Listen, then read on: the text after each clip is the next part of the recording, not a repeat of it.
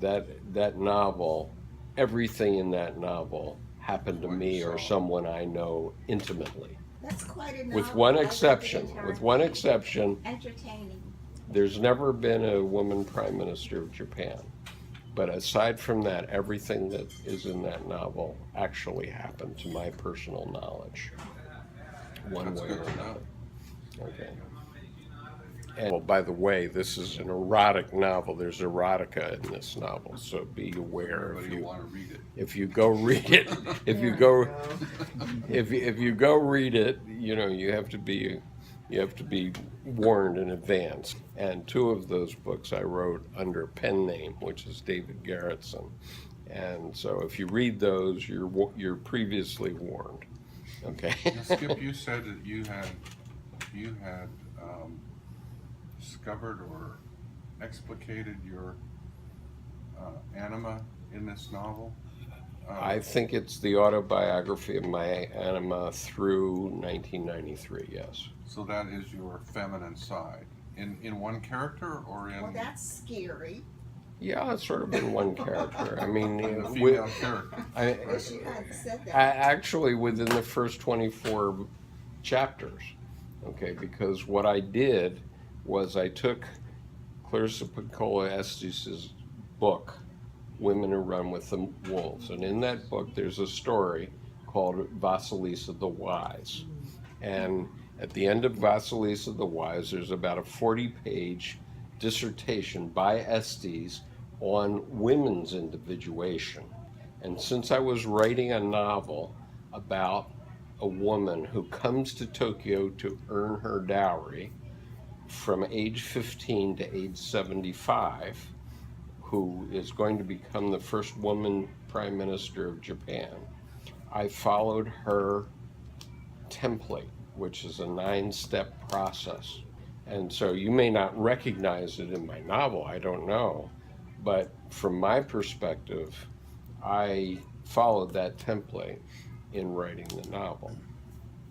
And so it's both archetypal for women. Every woman that ever said anything to me about this novel after reading it said they loved it. Now, there may be some that read it that didn't say so, and it's pretty intense in parts. It's mild by comparison to what would actually happen, I can assure you of that.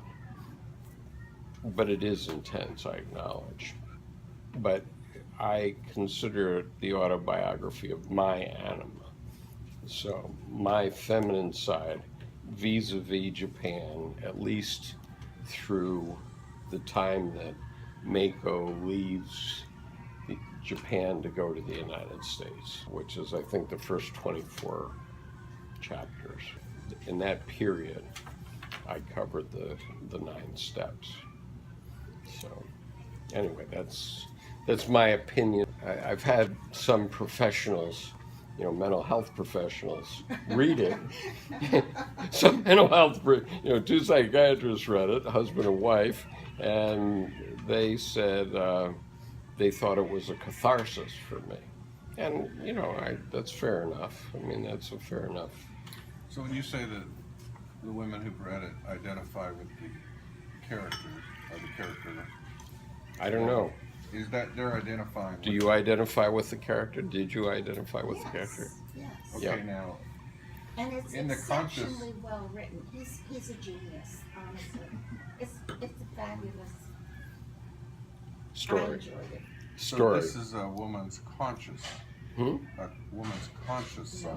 Her No, experiences. it's her experiences experiences. from age 15 to age 75. And her thoughts. And her thoughts. Right. So it's a woman's experiences from the time she's sold to pay a debt by her father, and from that point until she becomes even beyond when she's Prime Minister of Japan, when she's retired.